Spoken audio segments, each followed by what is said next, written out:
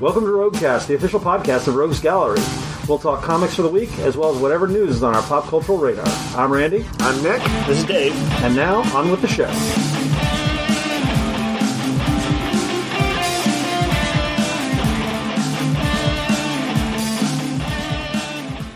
Hello and welcome to the Roguecast. Dave's back from the dead. Yes, I have returned animated by ghostly lighthouse sorcery. Right. You were not turned into a ghost. Yeah. Oh, I have to show you though a picture. I was in Maine and I had lobsters and I saw lighthouses and puffins. That's it what was you do in Maine. Kind of an outdoorsy and yummy seafood trip. Yep. I had my first whole lobster. Yep. And there was something slightly unusual about it. It had what I think is tentacles. It was had like a little barnacle on its I guess was its sort of forehead, because their eyes are on little stalks, right? Yep. But the barnacle is like white, sort of like a little sear, and it looks like he has a little single googly eye, like right on his forehead, like it looks like more like his eye than his actual eyes. So the lobster you ate was like a wacky lobster. It was like he was looking at me like waka waka. Anyway, I can say that I did not love the process of breaking the shell and doing all this stuff. No one would. It was not super fun. Nope. But it was very delicious lobster. But I was just like, I was anxious until I was done with it. If I had to crack open... Then I retroactively was like, yes, that was yummy. If I had to crack open things to get into like steak, I probably wouldn't. I would not. If steak came from some kind of shelled animal, I probably wouldn't eat as much steak. Hot dog. Hot dog crabs. If you had to shell a hot dog, you guys don't find it fun to like destroy it to get your food? No, it's very messy. The fact that there is like a known bib that's associated with it. But they give you a bib and they give you a warm cow. It's the messiness and like Nick. If it was just like if I had to break down a wall to get to the food with a sledgehammer that was like rigged so I got 2 or 3 swings at most, sure. But this is imprecise. I don't like it. It's too much work. Well, that's why you ask the waiters or waitress to give you a tutorial on how best to do it. They know how to do this. This actually had like a little card that came with it, and it's like here's like 8 or 10 steps that'll get. They give you an infographic, and it works pretty well. But my sister had like a fighter on the tail portion of it, where you're supposed to kind of push a little thing and it'll pop out the thing, and it wasn't happening. And we did have to call for assistance. Also, I believe of the 3 of us here, who builds intricate Legos and custom cuts and builds foam models and stuff? I also grew up on the East Coast, and we did more. crab Yes, and all. Well, I've done crab. I grew up on the East Coast, but I didn't like it. So I'll also say there was another downside, Nick, which was afterwards I went and I washed up in the bathroom to get the fishy smell off. Oh, and they had like little wet wipes with like lemon scented or whatever. Yeah. I went in the bathroom, washed up, and even kind of double washed it, right? Still smelled like nasty fishy smell for like the rest of the night. It was like only when I showered the next day that I was able to rid myself of the stank of Maine. I prefer my food to come prepared. I don't want to have to take it the last mile. I do think that Randy and I were talking about this yesterday, that my preference would be for like a lobster roll or a single claw. Did you do any lobster rolls on food trucks on the side of the road? Yes. Yeah, we did. Those are good. And this place that I got the lobster at was like a straight up like a lobster shack, like a no frills, like this was caught like an hour ago kind of place, not a. It was like it's not a Red Lobster place. Yeah. By the way, just if you are getting lobster rolls off the side of the road at a food truck, in Maine, good. In Texas, don't do that. Oh no! Anywhere else, you're going to die by some sort of food poisoning. Do not. If there's a sea captain waving you down and he's got like a bib on, it's like a theme restaurant. That is not a food truck you want to go to in Texas. I feel like that's the start of a horror movie. That is definitely the start of a horror movie, or the end of one. It's not unlike some elements of a movie that I don't want to spoil. Yeah, that's what I was going to say. That's where my head went. That guy has a lobster food truck. Oh, absolutely. Giant sized. But still, good vacation, but glad to be back. Yep. It was nice to escape the hellish temperatures. It was, although... I was talking about the heat is great. There was a heat wave that was hitting everywhere, and including Maine.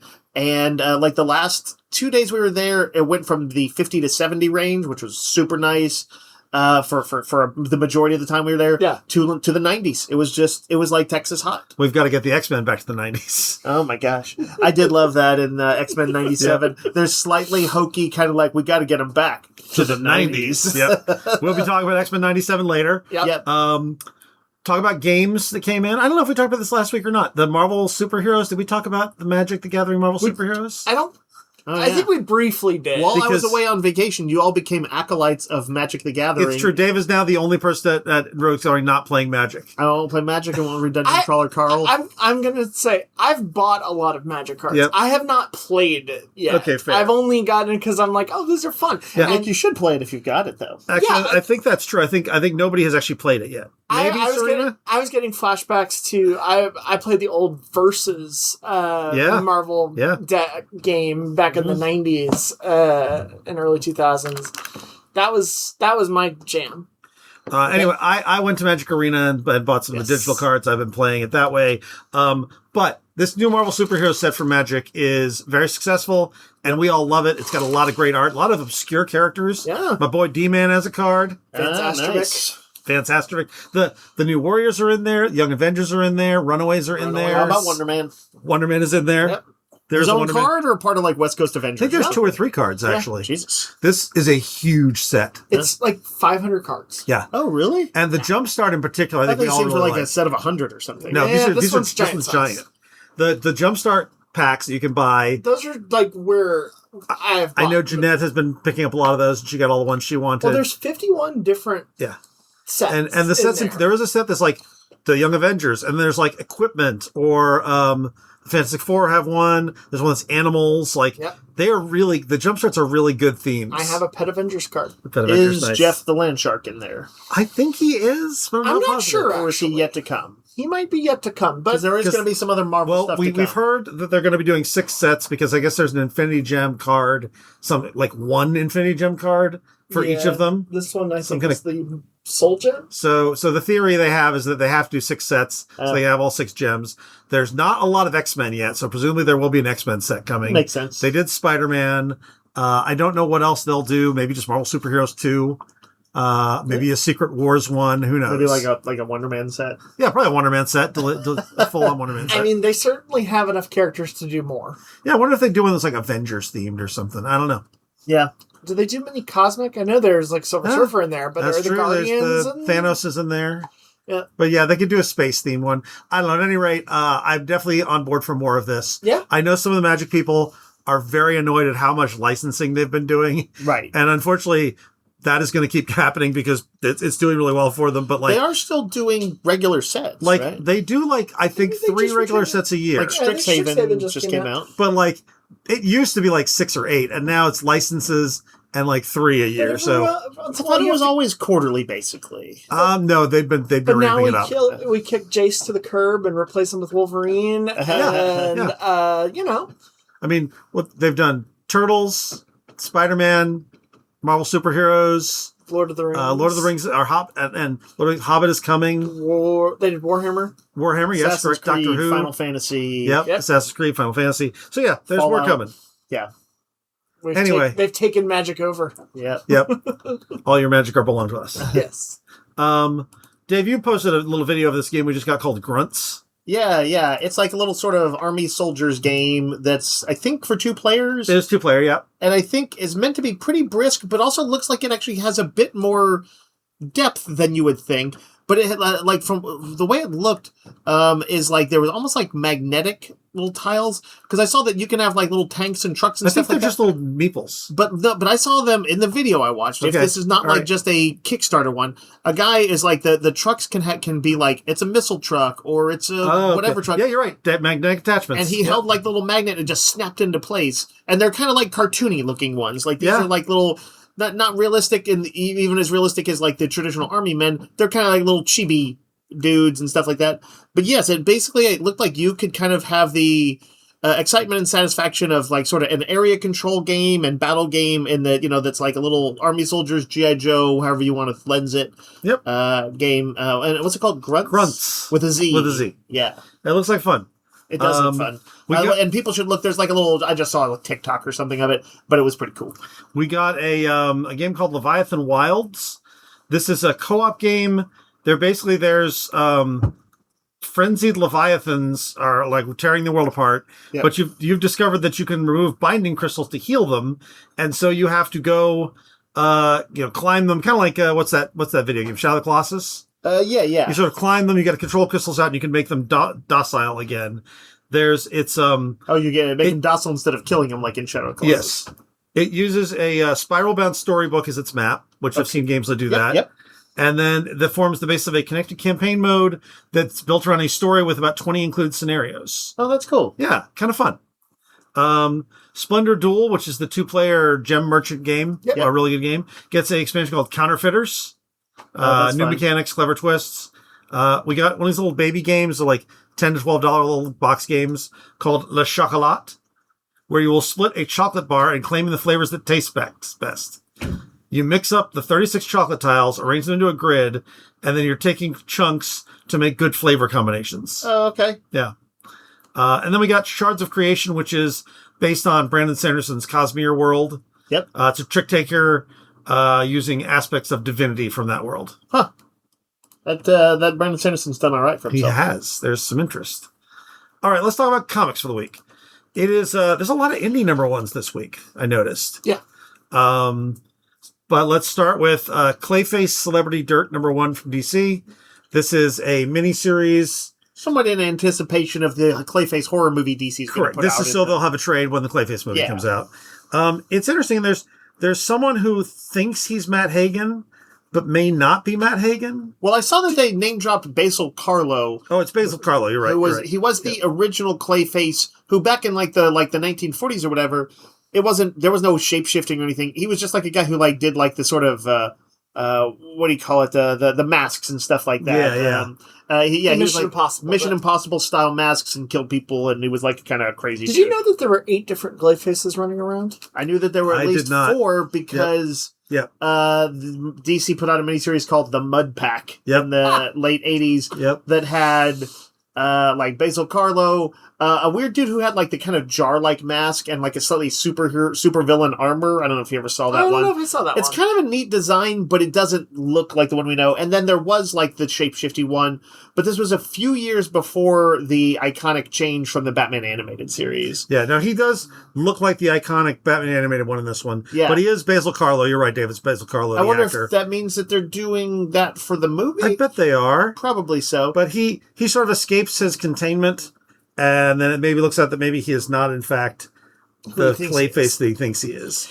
It's an interesting... Is it in continuity? No, I don't. Well, it's all in, so yes, I guess technically it is. I thought it was a good first issue. It is. I'm interested to see where it goes. Is it like body horror and celebrity culture? A little bit, or something like that? But it's also just kind of a mystery. Who's writing this one?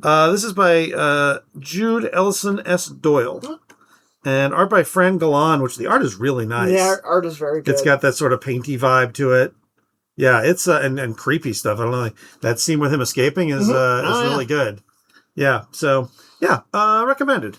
If you're a Clayface fan. If you're a Clayface fan. And we know there's tons of Clayface fans. Hey, like since the 90s reworking of him, he's been a pretty cool villain on the sort of monstrous side, but a good tragic villain. Yep. Fantastic Four First Foes continues on. These are one-shots showing off the foes of the FF from the MCU. I like that it's always Charles Soule and Mark Buckingham doing Was it Soule last time? I thought it was Slott. Oh, I think it was Dan Slott.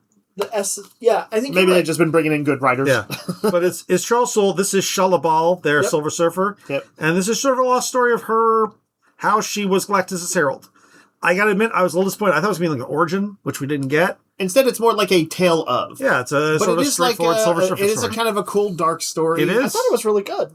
Yeah, and I think Mark Buckingham, who most people will remember from his long run on the Vertigo series Fables. Yep. He is actually a guy who can draw this kind of like both a bit of naturalism, but also kind of this Kirby-esque energy. Mm-hmm. Yeah. And so, yes, it's a sort of a dark tale that does show...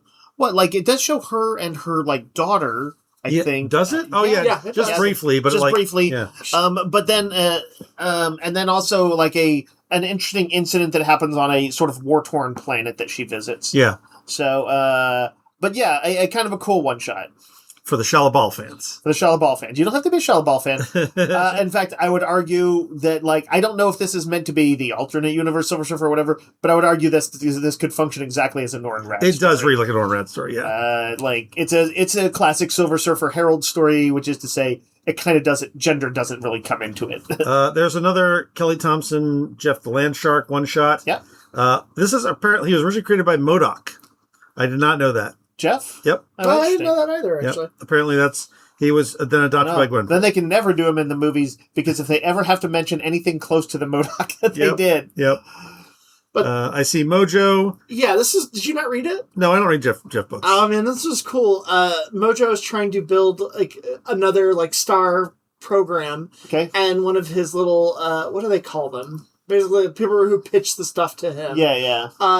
Comes up with the spineless ones or whatever. That's the audience. No, Mojo's the spineless ones. He has that electronic spine. Oh yeah. But basically, they're trying to come up with something, and they finally hit upon like this Jeff Coast Avengers, which have got like an array of people like Kate Locke, which is a mixture of Kate and Deathlock, and Rambit, which is Rogue and Gambit together. I saw a version of Wolverine that looked like Pikachu. There is that in there. I didn't know what it was. That was from one of the failed pitches, but they need Jeff. So Spiral is tasked with grabbing Jeff. Okay. There was a slight continuity to this, because I noticed that it ends on a bit of a cliffhanger related to that. Yeah, this is like one of the miniseries. Yeah. It's not one of the things. I have to say, on the Jeff front, just real quick, last week Marvel put out one of those swimsuit issues, and the final page of it is a great little pinup of not really a swimsuit thing. It almost feels like it could be a lead into a winter one that they're going to do, because it had like snowboarding. So kind of you could argue it's still in the theme. Yep. Snowboarding, Kate Bishop, Hawkeye. Yep. Mm-hmm. And snowboarding over like a big old tumbling snowball that had Jeff in it. Very delightful. This also, I guess, continues the Jeff's new pet friend Ken. Yep. Which is he's an octopus. I thought he was an axolotl at first, because I just saw the little things on the side of his head. But yes, I can see now he's an octopus. Yes. In a similar vein, we have I think this is a digital collection.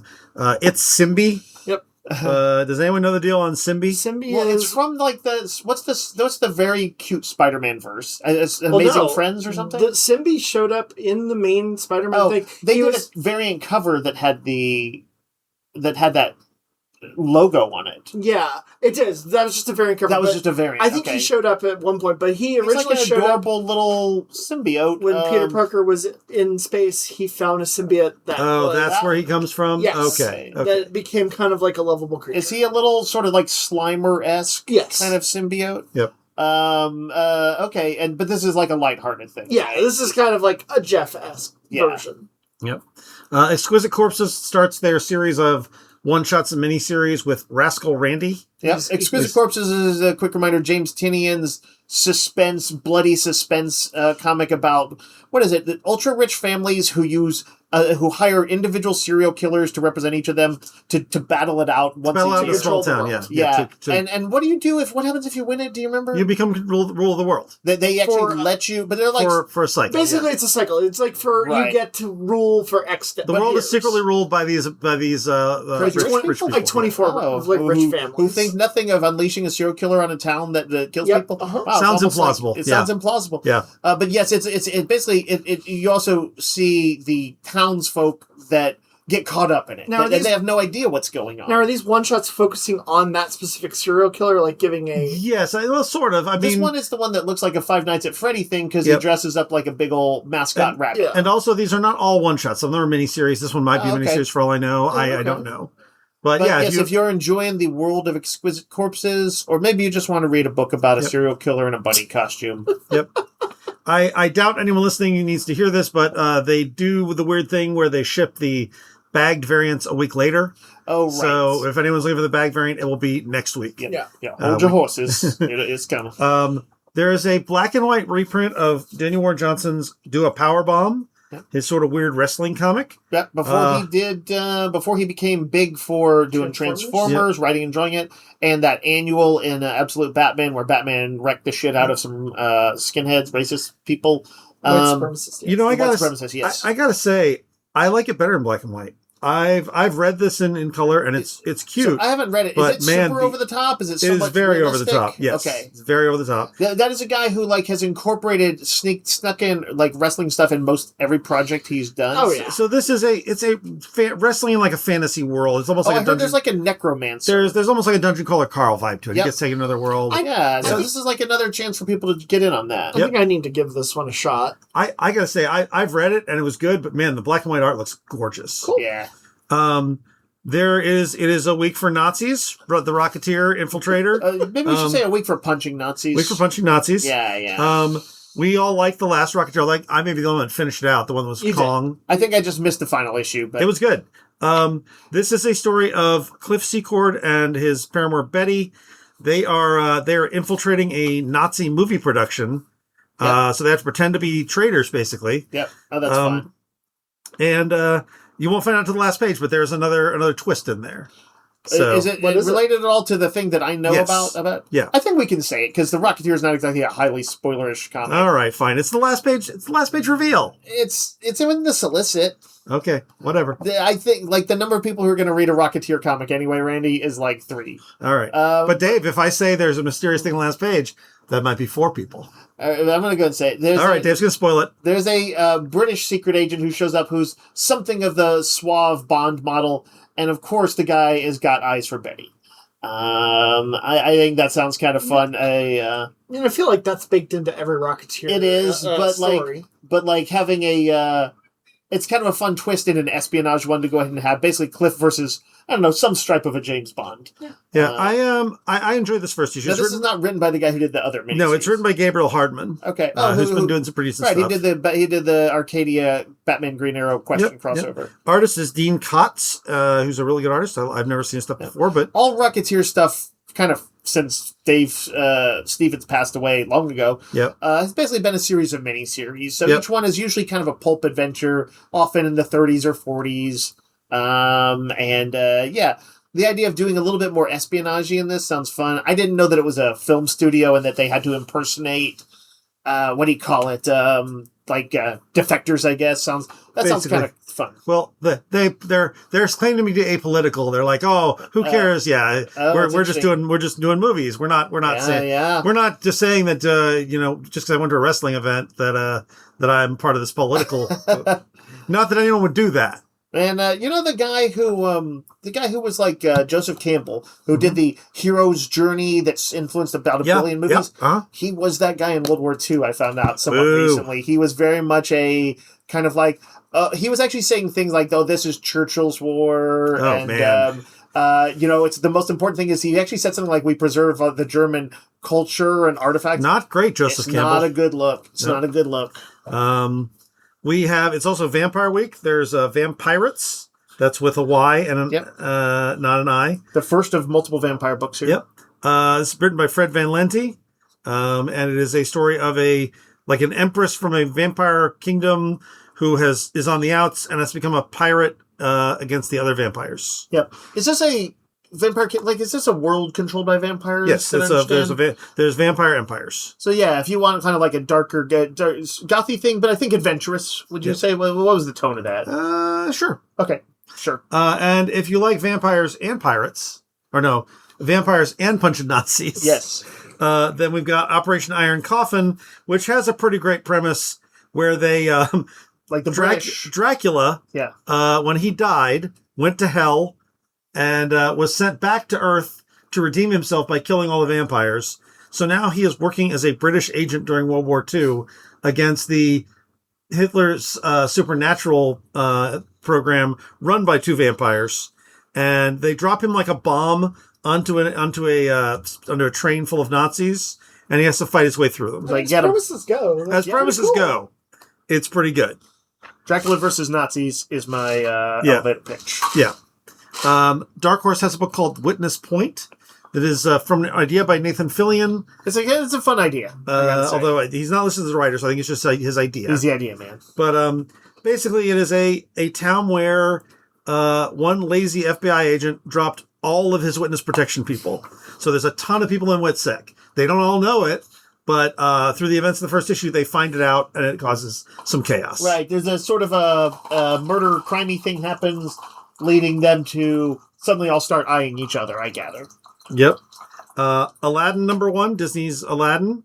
I will say about this, I only kind of skimmed it, but they've really captured the genie's voice, which I think is kind of key to making this work. I just read the first few pages and it was kind of fun because that guy who like introduces the movie and does the opening song. Yep.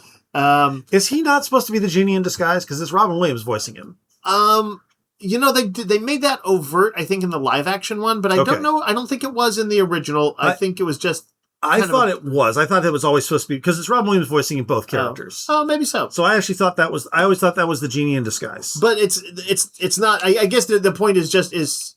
Well, at least right here, he's not revealing it. No. But he does. It starts out with an interaction between him and somebody else, so you can tell. Like, I guess what I'm saying is, as Aladdin references go, that's a slightly deeper cut. It is. And I know that it's basically just following the movie, and so Aladdin and Jasmine are together, and maybe soon to be wed. But I gathered it's kind of a story about like he kind of can't help but be drawn to kind of getting into trouble. Yeah. A little like the Rocketeer, I suppose. Yeah. Aladdin and the Rocketeer team up. Yep. Where you heard it here first. Bad Idea has a new book called Dingoliath. Like Anybody read Dingo this? from Australia and Goliath. Am I hearing that right? Is it a giant dingo? I think it is. It is a giant dingo. Dingoliath. It's a silent issue. Yeah, I see that. Fun art. Dingoliath sounds like you're also saying Dingoliath. Dingoliath. It's not Dingoliath. And then Ignition Press has another one called Dispatched, which looks to be a delivery guy getting dragged into some crime stuff. Okay, I like that. And has some nice art. I don't know this, Daniel Guette, I don't know this art, but it's nice looking. Beyond that, we also have Ben 10 numbers 1 and 2 get reprinted, and a new number 3. The book that constantly sells out. It's crazy. Zorro's Legacy, which is a modern day Zorro. Yep. And the notable about that, it's written by Dan Abnett. I don't think any of us have... Did you have a chance to read it? No. I haven't had a chance to read it either, but Dan Abnett is like a guy who has a lot of hits, so I will check it out. Masks number 2 comes out. I think we all enjoyed that. It's a really good second issue. Yes, very fun. Has some new characters in it. It's got like kind of what you want, which is like kind of up tempo action and larger than life heroes and villains. And a kind of a big plot, like a Bond level sort of bigness to it. Yeah, I like the backup that I think it's Dan Waters writes. Yes, he actually has a huge fondness for Mask. He loves Mask. Mask. He had all the toys as a kid, so I'm kind of enjoying that kind of energy that he's bringing to adding a little bit of layers to it. But Energon Universe also has Transformers 34 this week, which got me to check back into it because it shows General Flag. Is that General Flag? It is General Flag. Being choked by some weird cybernetic scientist guy who is from the Transformers cartoons. Yes. Yeah. Also, this version of General Flag is awesome. Yeah, I like it. He is a take no shit. The exchange, their rough exchange, where afterwards they're like, all right, let's chill it out. They're like bloodied and like I like his killed each other. Conversation with Optimus. He's like, so you're telling me you gave up your power to become something lesser? And he's like, why the hell would you do that? Yeah. It was some good writing from Kirkman, I thought, on that and several other scenes. And there's also like a cool battle like with like no less than their like original Transformer Shredhead. It was like basically like the cheesy van of like the painted up van from the chick who's like an art student or whatever. Running basically with only one other Transformer up against Bruticus, one of the like Gestalt Transformers that's a bunch of like 5 bad guy dudes stuck into one big old giant guy. And you might guess from his name, he's not super nice. No, he's not nice at all. G.I. Joe Real American Hero number 330, not in the Energon universe. This is the Larry Hama continuing his stories. This is a fun one. This is the third part of a story that involves Snake Eye's brain patterns having a sort of time bomb put in them by Dr. Venom. Yeah, it goes back to a story from like 1983 or 82. But you don't have to have read that story. No, you don't have to have read it, but they do a neat fruition thing. It's a little harrowing for Scarlet. There are 3 ninjas here. There's Snake Eyes, the sort of son of Snake Eyes, Sean something, and Dawn Moreno, the female Snake Eyes with his brain. Basically, they all get triggered. 3 Snake Eyes level people get a little Order 66 flipped in their brain. Yep. And it's interesting to see how each one is dealt with by people in very different circumstances. Like one is Snake Eyes himself is at his cabin talking with Scarlet, his girlfriend, wife. I don't know. I would assume maybe wife at this point. Common law wife. And he just goes into kill mode. Yeah. And then there's another one that's like at the G.I. Joe base. There's another one that's off somewhere where there's like in almost all cases, there's like communications issues. The Joes have partially figured out what's going on, and they're trying to get in touch with people and warn them, but they can't. So this is this tense issue with a fun sort of subplot at the end that has a big guest star in it. Yep. And then there's an ad for that crossover. Yes. And I love the wording of Yeah, if you happen to be following kind of their announcements at some of the summer stuff about like special toy things, the cover copy up. Then you may know who the guest star is. But yes, this looks fun, and I'm honestly, I think it's a neat little. It is. It's a fun idea. I'm excited for it. Absolute Catwoman number 2 comes in. Really enjoyed this. Yeah, it's a great second issue. The reveal of sort of who all was in her. What do they call the cat? The Calicos. The Calicos. I know. There's really some there's some fun. There's a gender flipped character I thought was really good. Mm-hmm. I'm enjoying the sort of like thievery actiony thing they're doing. But there's a fun element, kind of a Birds of Prey-ish almost element to it for sure. that I really like. Yeah, I'm digging it. Absolute Batman number 22 has the Mecha Robins. This also is the origins of Harley Quinn. You told me something really interesting about that. Yeah, there is a big twist to Harley Quinn's story in it. Huh. I actually think this is tell Randy about it off mic later. One of the best issues of Absolute Batman that Snyder's written. Okay. So I was very taken with it. Fury of Firestorm continues on. They're doing the Professor Martin Stein turns out to have been a bad guy, and y'all are not liking it. No. Well, so here's the thing. It's not just Stein. It's like all of the... basically any big scientist Will guy, Magnus, Doom Patrol guy, but Calder. But I'm not sure if that maybe had already been established. Calder had already been established, and Magnus had already been established. But I don't like to be reminded that they're all horrible men. Right, now they added one to the Pantheon, and they made it part of... Now, so here's the thing. Here's what we were talking about this a little off mic, is it is kind of feels realistic. Yep. If perhaps maybe in the last 10-ish years, maybe you felt a little disillusionment in America. Yep. Maybe when you occasionally think back on things like the genocide of the Native Americans or the Tuskegee experiments and things like that, and you think, well, maybe it's not all good. Yep. Maybe occasionally there's some bad actors in here. Yep. This is a story about that. Yep. This is a story about a person you always wanted to believe in, Professor Stein, turning out to be a bad actor. I actually like the idea of Project Superman and that it created these other secondary. I think it's interesting. But I also, part of me hates it. Yeah. So right. like I have mixed feelings too, but it's well written. The flip side of that, Randy, is that part of me likes it. Yep. I think Jeff Johns is writing it. Jeff Lemire is writing it well. And it's like the art's good too. Very accessible. This one has an interesting. Well, it's not like Lemire is like saying this is a good thing. He's condemning it. Yeah. I hate that this is now. If this takes off, it's going to be a complete part of those characters. Yeah. But I mean, at least it's not like saying they were right. But also, Firehawk, a.k.a. Lorraine Riley, is a badass in this book. Right. Firehawk is the person who's the reader's point of view, who's finding out this stuff, and she's kind of as pissed as you would hope she would be. Yeah. But there's revelations about her character, too. There's revelations about her. But there's nothing that makes her worse. No. I think Nick is just saying that she's also you don't like the and I generally don't like this either. I don't like backfilling negative stuff in, but it's kind of working for me. What I am curious about is what is his end goal? When we get to often what is the end of the first arc, which is 6 issues in, usually that you kind of see the shape of things. You want to hear my guess? Yeah. Redemption for Stein. I think that he's going to have to reform with Firestorm in order to. I don't think so. I think that's where they're going.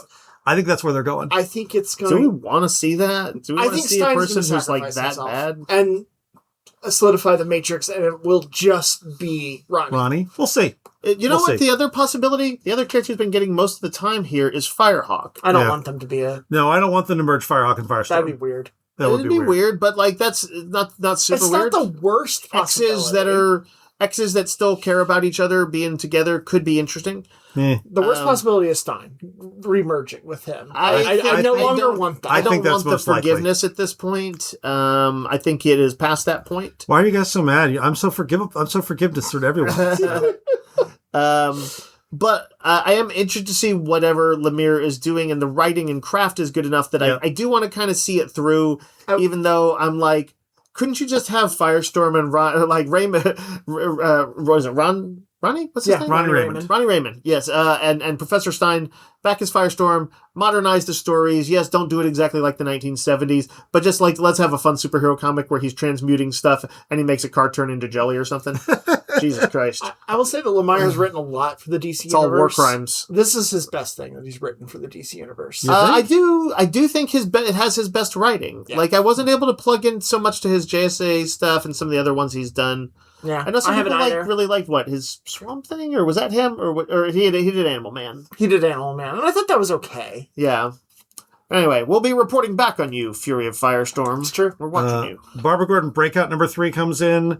I just want to highlight the art on this. Yeah. I don't know who this artist is, but their art reminded me of Bruno Redondo in the opening when they're doing sort of a flashback to Batgirl and Nightwing. This is a kind of fraught issue. And then throughout, it's kind of a little bit Michael Lark-ish. Yeah. You know, it's really, really nice art. I felt there was a sense in reading this was almost like the sort of Empire Strikes Back issue. Yeah. Like early on we were like, oh wow, she kind of let herself be caught. She got a plan for this. And now she's like kind of like she's got a skull fracture. She's got a skull fracture. She's in a bad spot. It's just a very trippy, mind-bendy issue. Right. I have theories. Yeah.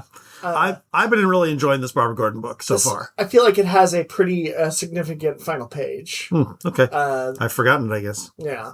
So we will see if I am correct in my guess. Oh, right. Are they like, we forgot to write your name on the report. You're actually free. No, it's a reveal. It's the character from G.I. Joe is also in there. Oh, interesting. Yeah. Sure, let's do it. Supergirl concludes the story of Kandor that's been going on, which I feel like has run a little long.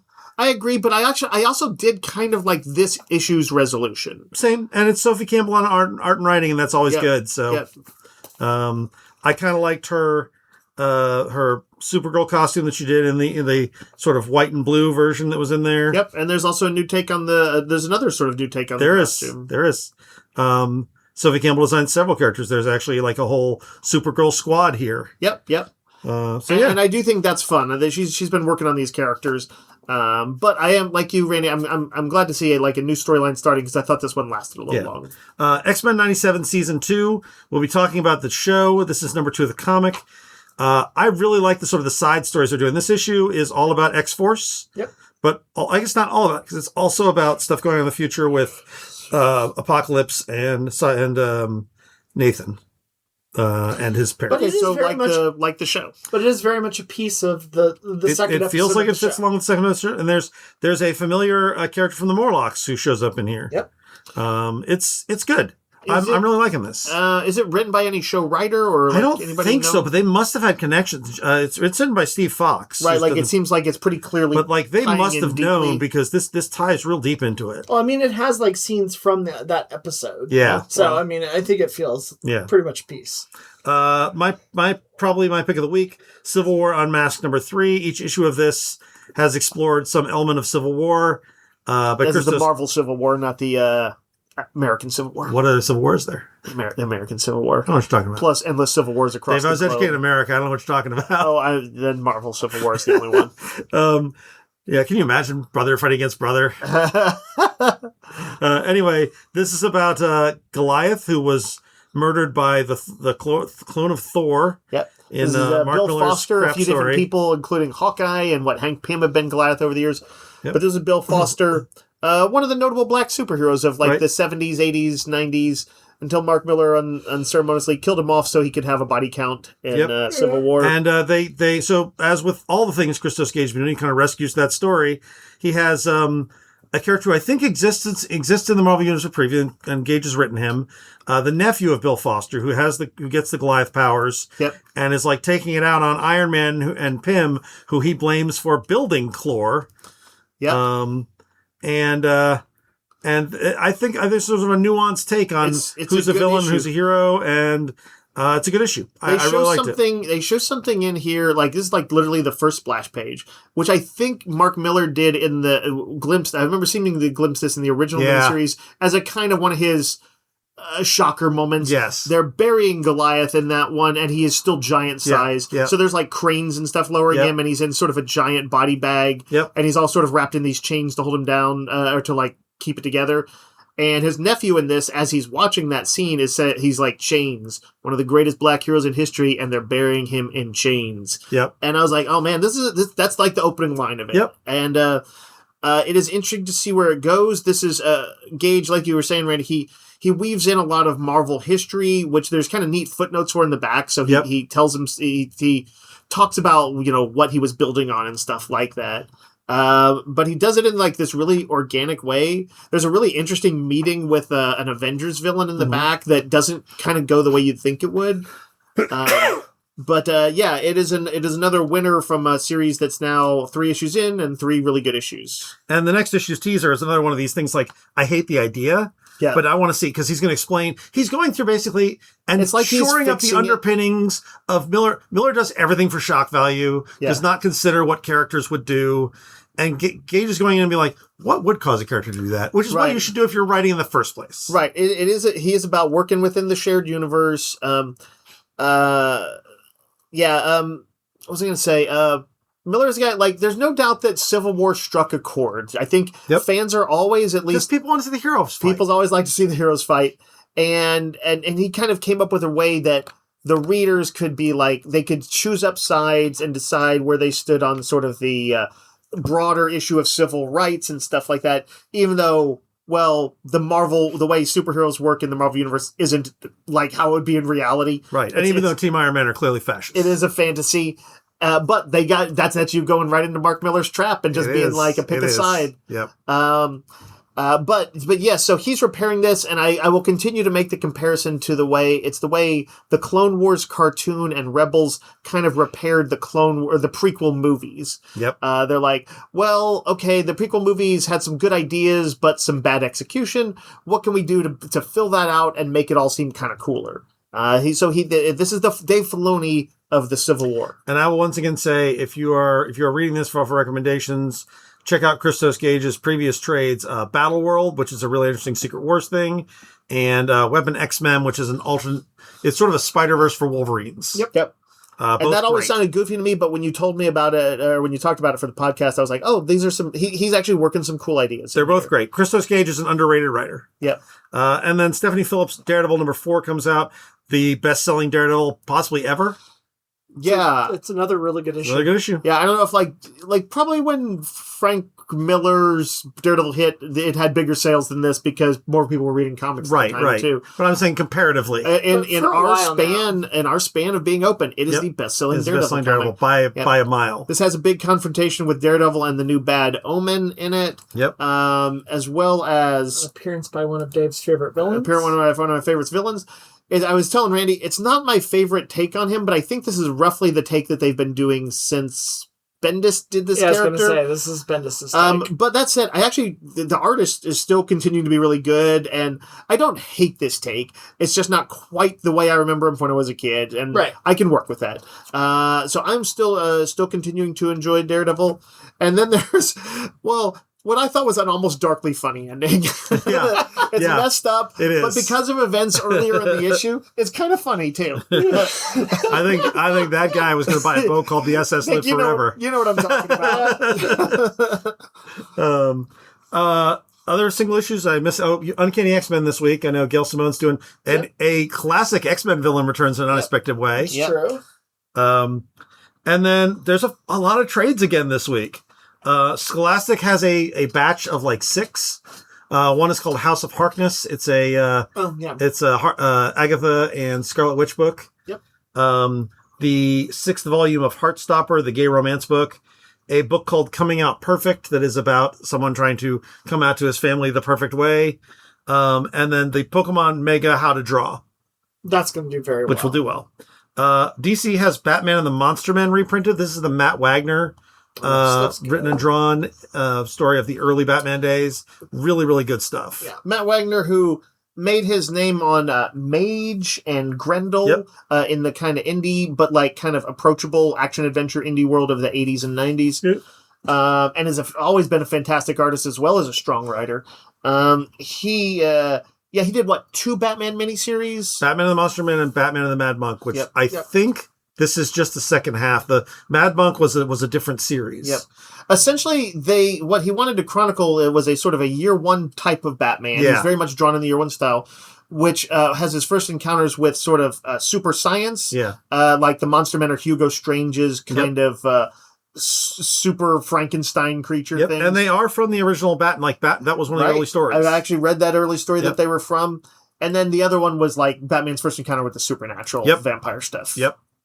The Mad Monk, who is a vampire. Yep. And possibly a Nazi. Both good stories. Oh, you know what? Matt Wagner is also, I think, biggest to us, Randy, for Sandman Mystery Theater. Yes. Yeah. Which had writing and drawing. Yep. Guy in the Chair gets a trade pay recollection. This was a story about a guy who's he's the guy in the chair for a spy organization, and then it turns out maybe the organization is evil and he has to work with his spy against them. Yep. It was a lot of fun. It's a good premise. Written by the guy from Ghosts, right? Oh man, I'm blanking on his name now. Ghosts and Pitch Perfect. Yeah. He's really funny. Utkarsh Ambedkar. Yes. Yeah. He's hilarious, and clearly this is written as a vehicle for him because the guy in the chair looks and sounds like him. Yes. Yeah. I hope they make it. I would watch that. Love is a Foreign Language gets a big collection of a hardcover. This is a romance book from, I want to say the 90s. Yeah. Written by, it's written by the guy who did Copybook Tales, whose name I'm blanking on. He's written a bunch of Teen Titans stuff. Originally? Yes, Jay Torres is his name. Jay Torres, okay. And the art is by Eric Kim.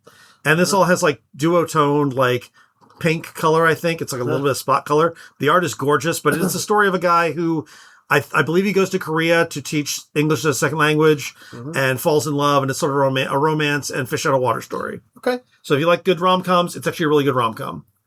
Nightwing by Taylor and Redondo gets its second and final omnibus. These omnibuses are some of the best-selling hardcovers we have. Yep. This new one has shiny, cool designs on it. It's like they use metallic ink in spot inks on it. I suspect done in conjunction with artist Bruno Redondo, who often was formally experimenting. But yeah, yesterday our staffer, Jeanette, noticed just how cool it looked just as on its own. If I didn't have all of these in hardcover already, I would definitely pick up these omnibuses. This is the best Nightwing run that has been in a long time. Mm-hmm. When has it stopped you that you've I'd stopped all the time. Dipped. I'm not double dipping that often anymore. Oh. That's why I'm just committing to the bit. Like Matt Fraction's Batman, I'm buying regular hardcovers. Absolutes, buying the regular hardcovers. I won't be doing the omnibuses. Oh, okay. Not today. Yeah, not today. Speaking of omnibuses, there's also the Punisher and Fury Max by Ennis Omnibus. Oh, yeah. Which I think this has the darker Punisher Max stuff. Yep. I want to say that basically Nick Fury was kind of essentially depicted as a grim CIA operator. He was kind of nasty. Yep. In Vietnam. And I guess I've read maybe the last miniseries, which was interesting because it's definitely Ennis writing about a lot of sort of America coming to a reckoning with Vietnam and the politics of the era. That wasn't. Punisher and Fury were at odds. Well, Punisher is, because Fury gets captured by the NVA. Punisher is hired to go and assassinate him because they're he's going to be tortured. He's going to tell everything he knows, and he knows way too much. So go kill him. And I actually don't remember quite how it plays out. But like a lot of Ennis stuff, it's going to be hyper violent. It's going to have probably some sort of bromance-ish stuff. Yeah. So this also contains Punisher the Platoon 1 through 6, Fury Max 1 through 13, which is the original Fury stuff he did, and Punisher Soviet number 1 through 6. So his it's basically last few miniseries. A lot of late era Punisher and Fury stuff. That's cool. Yeah. And even though he's he is known for this sort of shock violent stuff, which you're definitely going to get in these, there's actually a lot of interesting conversations, I will say this, and a sort of a lot of thoughtfulness about the war, and it's not jingoistic. His work on Punisher Max is very high superlative, caliber. Spider-Man Mighty Mayhem is out. This is the 4th hardcover by Mike Mayhack. Yep. Who does really cool all-ages Spider-Man. This is Spider-Man teams up with Frog Thor and other Asgardians to find magical artifacts scattered across the 9 realms. And it does seem like it's going to include a lot of the animals from Marvel, because I see Alligator Loki and I believe some of the pigeons he talks to. So that's one of the gags he has going. But sounds like fun. That's pretty good. I do like how they've grown out their animal posse at Marvel. I've really liked all of these. I picked this one up as well. We got Orion, which is the second DCYA from the Czech Please people. Ngozi, man, I can't remember her last name, but yeah, she did Barda. Yeah, and this is the follow up with Orion. Really couldn't help but notice that Orion looked a little broodingly handsome on the thing. Yep. He's taking off his helmet, and he kind of looks like this war is rough, sexy Orion. But sexy and yet Orion. it has produced a sexy sullen man. Spider-Man Worlds Collide gets a Marvel Premiere Edition. This is the Miles and Peter meet for the first time. And that's they're sort of it is, and it's got I want to say. Sarah Pacelli or David Marquez. Yeah, both talented artists who worked with Bendis a lot on that. That is the Marvel Premiere, the sort of their compact format. In IDW's IDW Classic, which is their compact format, we've got Star Trek Aliens, which is a series of one-shots focusing on various aliens of Star Trek. Yep. I remember some of these being really good. They are good. There's several good ones in the mix. One or two stinkers. It's just the nature of these things. But yeah, it's kind of cool. And sometimes what I like is that they'll take somebody who I'm like, I don't think much about these guys. They're not as cool as Klingons or Andorians or whatever. Right. And they'll do some cool story with them, and I'll be like, oh, dang, that was good. They should do more with them. That was a good Andorian story. That was a good Andorian story for once. And then there's a trade of Wrestle Heist. Oh, yeah. The sort of wrestling plus heist book by Cal Stark? Cal Stark. Yes, Cal Stark. So, which I really enjoyed. It was a fun... I'm not a wrestling fan, but I am a heist fan. And I thought they did a good job. Okay. All right, let's take a break. We'll come back and talk about some trailers and some news.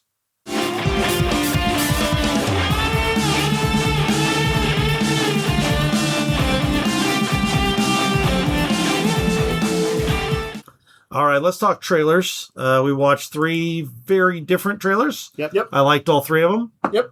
Let's start with Avatar: Aang the Last Airbender. This was going to be a theatrical release. Right. Then they decided to go direct to Paramount Plus. Kind of upset about that, actually. I really would have liked to have seen this in the theater. Yeah. Well, there have been various Last Airbender projects, from the live-action thing to Korra and stuff like that. Yep. Am I correct that this is the first real follow-up from the original creators? Yes. Other than the comics. Yes, other than the comics, yes. Yeah, this is the creators. This is very much a bridging of Avatar and Korra. Yeah. They're showing, this is the Team Avatar are all maybe their early 20s, maybe. That's what the vibe is. They're just a little older. And they are... Katara, Toph. Toph. How do you say it? Toph. Sokka, and Fire. Yes, Zuko. Zuko, yes. So they are they're building Republic City, which will be a central part of Korra. Yep. We see a little hint of we know that Toph becomes sort of the mother of metal bending. Yep. There's elements of that, but mostly this is about Aang feeling a little bit. He is the last Airbender. His whole race was wiped out basically, and that they discover another Airbender somewhere trapped in a ice or something like that. Right. Yeah. My bet is that dude's a bad guy. He vibed a little like he could be. But knowing them, that's probably going to be, if he is, it'll be sort of a nuanced version of that. But there's also he's kind of like, I think there's a bit of a humor, there's humor throughout this actually, but they talk about Toph as like, is he handsome or is he hot or something like that? Yep. And they're like, Sokka's like reluctant, like, well, yeah, he's attractive. Zuko is like, he's hot. Yeah. Because it was just like the vibe she got. And then she's like, she's right. So he's kind of this brooding, tough looking dude. And it's hard to pin him down in just in this trailer. But yes, I was thinking he seemed like the kind of guy who could be a bad dude. But the other bad guys are going to be the people that will eventually make up the anti-Bender organization. Because they show the people who are sort of like, they're mad that the Avatar was frozen for 100 years and how many people died in the wars. And I'm like, that's fair. That's so they're gonna build the bridges. But they're also telling a story. Also, the animation on this looks spectacular. Oh, yeah, the animation's gorgeous. Yeah, it was cool. I mean, the character designs for all the 20-something versions of the characters look good. Look great. And the action sequences look pretty amazing. You're getting quick cuts, so we're not seeing detail, but it looked really good. Same voice casting? I think so, but they do sound different, so maybe not. Well, Aang sounds he sounds older. Right. But I'm sure all the voice acters who did them were actually older. Yeah. So. But Aang wasn't one of those that was voiced by a woman or something like that? I don't know. Sometimes do it for younger kids. I didn't look up to see if it was the original voice cast or anything. But anyway, I'm super excited about this. And it comes out July 25th. So they gave us a trailer 2 weeks before it hits, which is crazy. Coming up. We also saw the trailer for Werewolf. That's WERWLF. Yep. This is from Robert Eggers. Robert Eggers. You might know from such movies as The Witch, Nosferatu, The Lighthouse, Northman, and is known for kind of art house horror and always black and white psychological drama. No. Oh, The Witch wasn't black and white, was and it? Nosferatu wasn't black and white. Oh, was it not? No, it feels like it was. No, I think that Brooding City, which was like it was like Germany, but in winter was like very bluish. Okay, all right. I do love the fact that Eggers is like, I'm never making anything contemporary. It's always going to be. Yeah, like on one level that seemed limiting, but it's like on another, like this guy knows what he wants, and he doesn't really want to, if he's going to tell stories that reflect that are. People enjoy in the modern world, doesn't mean he's going to write about this specifically about the modern world. And I watched this trailer, and all I could tell you is a werewolf. But other than that, it's like, I don't know what this movie's about. It's all mood and image. By no means a traditional werewolf. In fact, like he's explicitly stated, this is based, like how when he did The Witch and when he did Nosferatu and all this stuff, he likes to dive into like the sort of the real lore of it. And so he said, this is set in medieval times, like it's like 1200 or something like that. And he said that it was before that the conventions had begun to occur about like silver bullets or even the full moon. So this is going to be, this almost was like, there was a suggestion of like sort of cultish or black magic activity. You see medieval families. It is a bunch of quick cuts. There's a lot of like, something horrible is happening imagery, but I can't tell quite what. It is very Robert Eggers looking. Yep. And while there's like nothing quite in there where I was just like immediately like, oh, I got to see this, I'm basically in based on him at this point. Yeah. And, I was somebody who didn't like The Witch when I first saw it and haven't revisited it, but I've kind of come around on one or two of his others that didn't immediately connect with me. I've gone back to, and they did. So I'm pretty on board his stuff. Yeah. I wasn't. I didn't like The Witch, but I really like Nosferatu, and I'm excited for this one. Yeah, I like Nosferatu a lot. That was maybe my favorite overall, but I also liked The Lighthouse, as weird as it was. That's because there's lighthouses in it. And what's so weird about that is that it was filmed in that square format, so it felt very claustrophobic. Yeah. Do you remember that? Yeah. And after initially not liking The Northman, I went back and rethought about it after kind of talking it over in my like a film group I'm in on Facebook, and I definitely gained a new appreciation for it. So just the cast of Nosferatu moved over to another. I know probably yes. Defoe is in it, who's like in all of his stuff. But I don't Aaron Taylor Johnson, he played the rich friend. Yep. Is it Lily Rose Depp? Who's the she was like Mina, or I forget what they called her in Nosferatu, but it was a Mina role. And then Ralph Ineson, he was in. Yeah, he's got his acting troupe. Like all of these directors nowadays, they just bring along a troupe. I'm not against it, although it has to be kind of weird. I mean, like I guess since he writes his scripts, he was writing with them in mind. Yeah. But I was like, don't you want to check anybody else? Maybe sometimes. He's like, no, I'm good. He's like, no. He's like, have you seen Willem Dafoe? And the last one we watched was a movie called The Wait, which looks like a bit of, almost like an indie like drama, like a period piece, sort of thriller and drama. It looks like it's the 30s, and I kind of took note of this because of the cast, which had Ethan Hawke in it, and Ethan Hawke and Russell Crowe. Russell Crowe. Yeah. So it is about Ethan Hawke plays a prisoner on like looks like a mining gang. Farm. Yeah. And Russell Crowe is maybe one of the head of the farm or something. Yeah, I think so. Basically, he's like, Ethan Hawke is like going to lose his daughter to the state if he doesn't get out in like a week. He's in for like 3 more months. And Crowe basically gives him an offer. He's like, you do this thing for me, I'll get you out. And it's a kind of heist. The thing is carrying gold from some sketchy guy. Yeah. Through some sort of wilderness area to be picked up somewhere else. And he says something like, it'll be gone before they know it. Yeah. But they know that, like, these people can't, like, you can't have them turning on each other. Can't have somebody trying to run off with it. So I don't know what safeguards there are in there, but clearly things start to go wrong. Yep. I was saying, to me, it reminded me of both the great classic movie Treasure of the Sierra Madre, which, Randy, have you seen that? Nope. I'm going to give you a little spoiler here. Okay. Although Humphrey Bogart is the headliner in it, he is the guy who loses it. who becomes dangerous in his when they start mining gold. Yeah. The lead character arguably is the guy who he isn't a well-known actor at the time, but he's not an actor I knew well, but he does a great job. And then there's a third guy who's like the iconic like prospector, kind of the crazy old man. Anyway, it looks like it's got that element, the who's going to betray them over the gold, as well as if you've ever seen either the old French movie Wages of Fear or Sorcerer, which was made by William Friedkin, I think, from like 1980 or thereabouts. Has a famous Tangerine Dream soundtrack, and is it dreamlike? Is it weird? It's not really. It's just tense. I mean, I watched it recently, and I was unsure of what movie I was watching for the first 20 minutes because it's got this kind of slow, methodical opening that you can't quite pin down what the story is. But then it gets into this, well, we're going to have these teams like...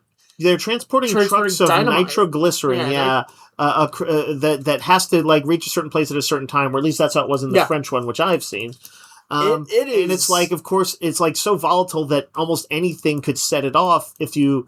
In the thing, it's like if you hit a speed bump driving too fast, and yet in the original one you had to. Yeah. And there's like, I know a famously like rickety bridge sequence and stuff like that, which is what made me think of it, because there is a rickety bridge in this, and these guys with this heavy ass gold have to cross it. I think this movie is Ethan Hawke's involvement. He's always an A-list actor. He picks really interesting things to do. I would need to read more and just kind of hear a little bit more on it. But what's it called? The Weight? The Weight. Oh, the Weight of Gold. It's weight of gold, but also probably metaphorical. Also probably metaphorical weight. It feels like a homage to like 70s flicks. Yep. And with his acting, and also Russell Crowe looks like doing the deeper cut acting as opposed to his Pope's Exorcist acting, which I'm not knocking. I'm going to try and watch that, Nick, for Summerween. I feel like that seems like a good Summerween Russell movie. Crowe is one of those guys who can be really, really good, but most of the time he's very kind of over the top and kind of hackney. But like he can actually be great. Yeah, he can be great. He can be great. But also, Russell Crowe got to eat. Russell Crowe got to eat. He is a true working man. He is going to take the Michael Caine roles. Yes, that's right. Michael Caine is going to become a hideous AI regurgitation of himself. No. He actually has already done it. Yeah, I know he did. And Russell Crowe, it falls on him to just be the guy who acts in whatever he needs to pay his bills. The Pope's Exorcist 3. That's right. He's like, it's going to be in 3D. Everybody else in it is going to, except for you. Pope's Exorcist 3D. Yes.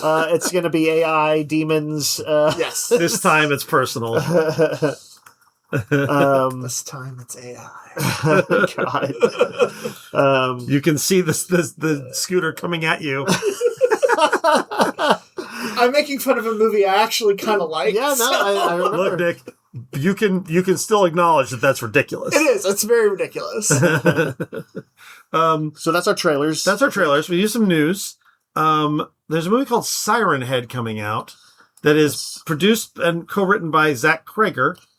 Of Barbarian and Weapons to break out sort of smaller horror movies. He's the dude, of course, who's doing the Resident Evil movie that's going to be kind of like the offbeat Resident Evil movie coming up. Yep. This is being co-written by Brian Duffield, whose upcoming survival movie Whalefall is generating buzz, apparently. And he's going to direct the trailer for that, and it is the weirdest thing. It is literally about a diver who gets caught inside the mouth of a whale. Weird. Like, I mean, like in a real blue whale or, whatever. And it's like stuck there, and it's a weird survivalist thing. So Siren Head is a viral horror sensation created by creature designer Trevor Henderson with a tall, rotting skeletal figure with two sirens as a head. Yes, it is a rare kind of, it is a creepy pasta monster. Yep. I knew about it from like a few years back, but I don't know a lot of details. But it is like 40 feet tall. It's a weird creature. You know, most of these things, like even Slender Man, is still roughly human-sized. This is a big monster, but it is a creepy sort of thing that I think the sirens on his head are both weird sirens that make like Silent Hill sirens, but also I think are mouths often in the art. Yep. I think like a lot of creepypasta, it's a little bit amorphous. You know, fans kind of build out the meaning from it. There is some, it just says there is some monster mythology that builds up around it, which is apparently what Krager and Duffield are excited about. Yep. There was a 5-studio bidding war for this. Oh, wow. Warner Brothers won it, which is unfortunate. I think basically I've seen a series of dominoes falling. And since The Back Rooms has become a huge success, it is. We're going to see a lot more of these. It is like the 8th highest grossing horror movie of all time or something right now. And so I've seen there's this one, but Zach Kreger makes me enthused. Steven Spielberg is producing a TV series that is also from a creepypasta thing that looked. What's the thing? Something Cove that's like this scary kids show thing. Oh, I know what you're talking about. Yeah. Whatever this is, seemed like it was a little bit in that ballpark. I can't even say what the name of it is, but we might get a little drenched in some of these. Yeah. A feature film adaptation of the viral YouTube analog horror series, The Mandela Catalog. Yep, that's it. Interesting. Yeah, analog means I think it's going to look like Skinamarink. I don't like that. Well, I don't know. It's not going to be paced like that, but I think it's going to meant to be look like sort of the gritty, even like Blair Witch, I guess. Would that be considered analog? I don't know. Because it was like filmed on real film and it's kind of grainy. I don't know. I'm not a filmographer, filmophile. I don't know the details. Okay. Dave, would you say I didn't build the fucking thing? That's right. I just watched the pretty pictures move along, and the story make me happy or the story make me sad. Hey, yeah. I'm just happy that horror continues to be getting better and better and evolving. Yeah. And man, I'm not the horror guy that you guys are in terms of like I tended to save it for Halloween. But you do watch. You've seen a lot. I've seen so much horror this year, and it's some of the best movies have been horror. Like it really is as a genre just soaring right now. I would not have guessed a movie like, let's just say, Weapons or Barbarian from Zach Kreger. Those are unlikely genres and kind of weird but very watchable movies. Yeah. What was that werewolf one we saw a few years ago? Oh, 5 or 6 years ago. Oh man, it's not Werewolves of Miller's Hollow. No, is it? That's a different one. It was just oh man, Werewolf something. It was comedic. Yes, it's Josh Rubin's movie. Werewolves Within. Yeah, Werewolves Within. By the way, Josh Rubin, also the guy who did the Hard Eyes. Yes. Oh yeah. And did Scare Me, which I loved. I know Nick was not as big into that one, but I liked Hard Eyes quite a bit. Josh Rubin is also on Dropout on Make Some Noise. He is a guy who does voice acting and stuff like that, and he is a very talented, funny guy. Yeah, and then of course Obsession is like breaking all the records. I almost bought Obsession over the weekend to watch. I don't think I'll rewatch Obsession. You've seen it? You haven't seen it? No, Randy liked it the most between the two. I really enjoyed it. I will never watch it again. I had to read exactly what the animal thing is. Oh yeah, and it sounds awful. Oh, it is. Yes. It's pretty bad. I was like, I don't know if I actually want to watch it. It's pretty bad. Here's the interesting thing about it, and I guess it's probably safe to at least say this: it's something with a cat. Yeah. You do not see this animal get killed or die. But you do see its body. You do see its body, and but then it gets turned into... Yes, don't give that away. That's kind of it's well done within the movie. It is. And I do think that stuff like that, I don't want to take it off the table and say like they can never do it. Yep. Obviously audiences are able to handle it because it's like the 8th highest grossing horror movie of all time. Or, no, it's higher than that. That's Backrooms. It's higher than Backrooms. Yeah.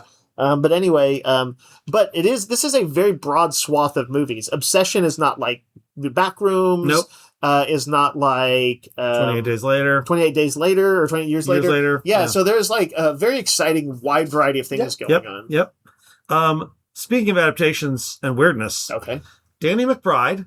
Yes. Mostly known recently for The Righteous Gemstones. Yep. Is working on a G.I. Joe movie. What? And he it's says in the script phase. He says he originally pitched a movie. Not a joke. He originally pitched a movie about the Dreadnoks. That fits because he loves the Dreadnoks. Because he played the Dreadnoks in The Funny or Die. Yes. Oh, did he? He played one of them. I forget. I think he played Ripper. He says he's a fan.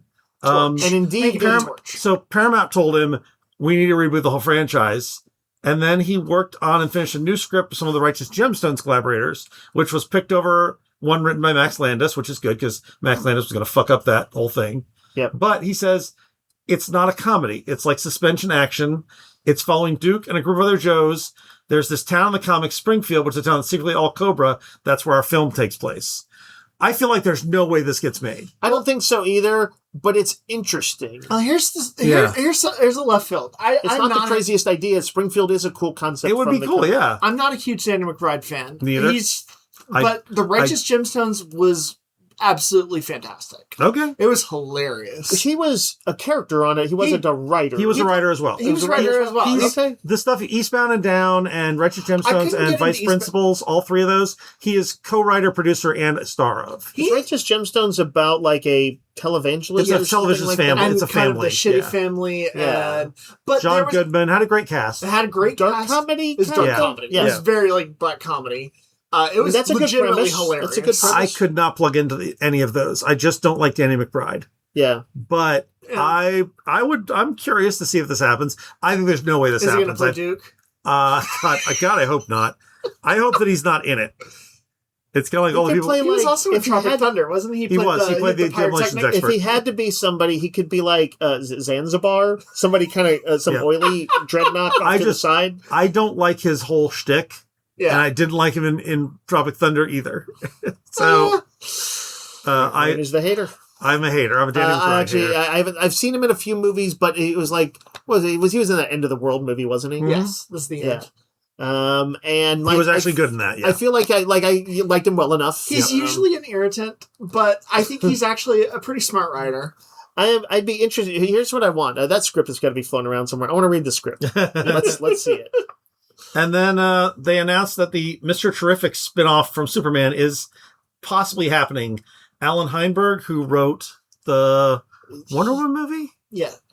Yes. Well, he wrote Wonder Woman comics for sure. But he's written some notable movies. And he also was big for Young Avengers, right? Yeah. He created the Young Avengers. I think he started... he did. Okay, he wrote the screenplay for Wonder Woman. He also wrote Wonder Woman Justice League and created the Young Avengers for comics. I knew him from the show The OC. He was also an executive producer and writer on Sandman. Yes, and he worked on The OC, Grey's Anatomy, and Sex and the City. Yeah. This is a pretty good pedigree. He's a solid writer. He's a slow writer. Yeah, I remember some of those comics taking forever to come out. But anyway, he's writing the pilot. I think this is a no-brainer. That character was the breakout of Superman. Yeah, for sure. That particular version of him in particular.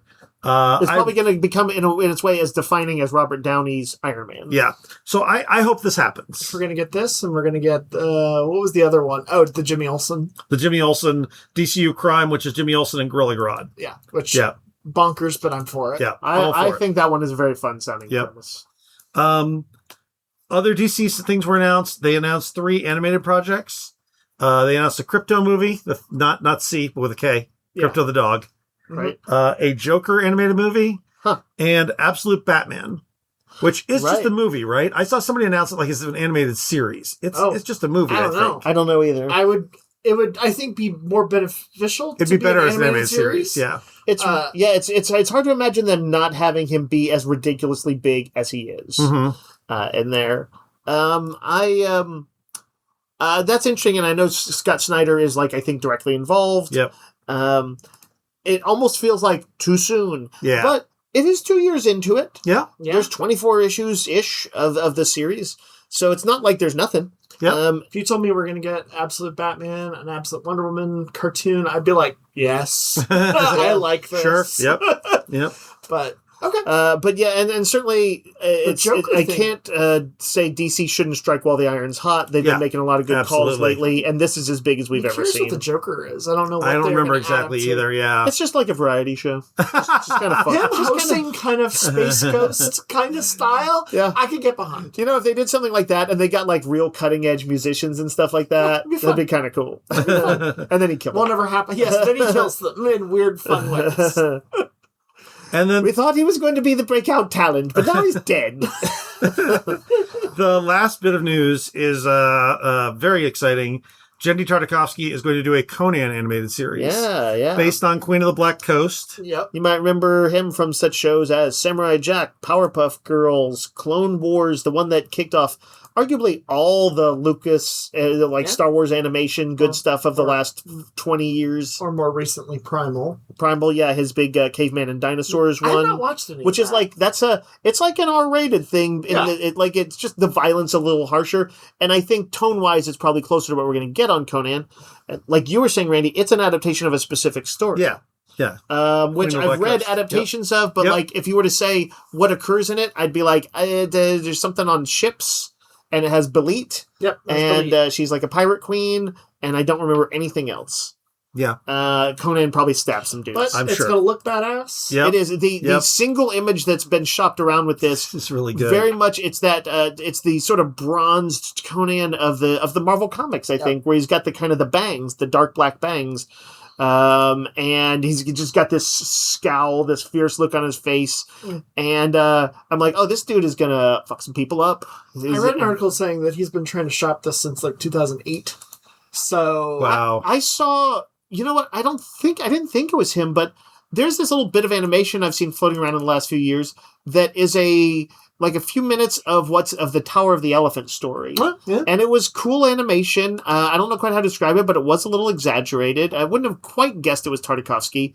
But that could have been like one of his tryout things. Whatever it was, it did look cool. And I was just like, well, this is just some student animation that'll never go anywhere, though. No. But whether that was him or not, it looked cool, and I think this is probably going to be like really good. I'm excited for it. I hope it comes out sometime soon.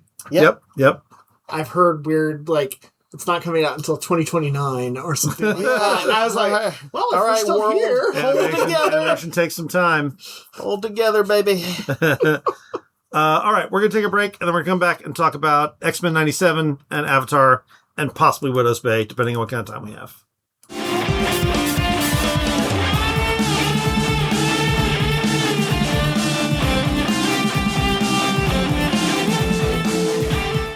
All right, X-Men 97 is back. We've been waiting a long time for this. Yes. And long I think... story short, it's really good. All done. I was going to build up a little bit, but okay, Dave. Okay, guys, carry on. I was going to say, I think we're all nervous because of Bo DeMeo.